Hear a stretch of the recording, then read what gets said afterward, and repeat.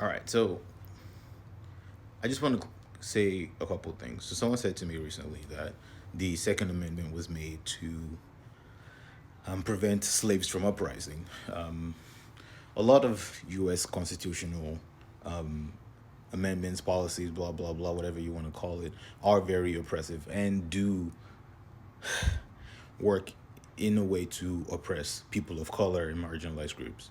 Something I do want to say about the Second Amendment is it says, and I'm paraphrasing here,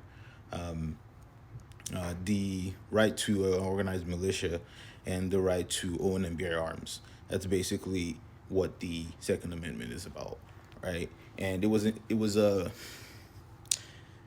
added into the Constitution by James Madison in 1791, around 1791, 1795. And something we don't know around what was going on around that time is that was when the two parties were kind of forming up in American politics, right? The two parties that we kind of recognize right now kind of had their roots from those two parties. Not exactly the same, obviously, right?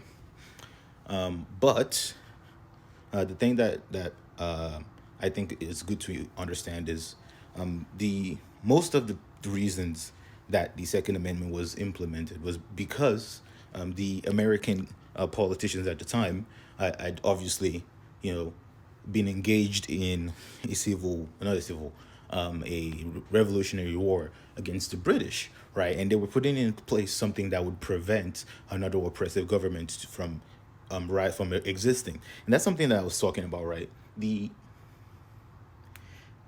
Second Amendment gives the opportunity for people, right, to own weapons of potential war. It does. It says it literally says, not not the actual Constitution, but like the people who wrote it, like James Madison said, the goal of of that amendment is to make sure that every soldier is a citizen and every citizen is a soldier.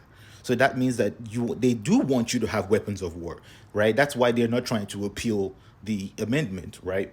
But the reasoning behind wanting people to have weapons of war is because in the case where the government becomes oppressive and has more military might than, you know, a uh, a reasonable amount of people could come together to, you know, oppose, it gives the people the opportunity to organize themselves in an organized militia, which unfortunately they have to register with the state. So there's a lot of moving parts in the allowances that the Second Amendment had, because there was a particular situation when a man had a sawed-off shotgun, and the court said, no, you're not, even with your Second Amendment right, you're not allowed to have that. So you understand that there is room for amendment in there. They just don't want to do it, right? Because they're in this situation where they kind of control all the variables and they don't really care what happens to the people that are affected by gun violence. Let's not even joke about that. They don't care, right? But I want to say, like in the era in 1971 to 1975, right around when Second Amendment was being implemented into the United States Constitution, right? You have to understand that there were still people living as slaves, and giving them the rights to weapons, right, wasn't even possible because they were considered three-fifths of a person. I always get really angsty whenever I read or hear about the three-fifths of a person thing, and I'm like, what is three-fifths of a person? Right, that was the first thing when I was reading the United States Constitution. I was like, "What? Why is this still in here?"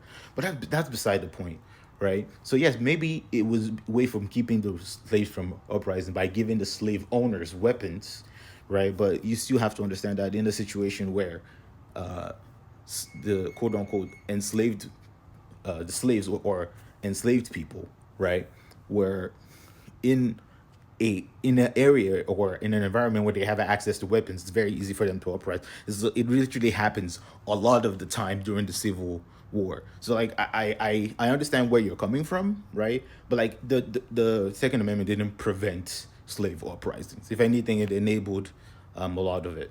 I hope that helps.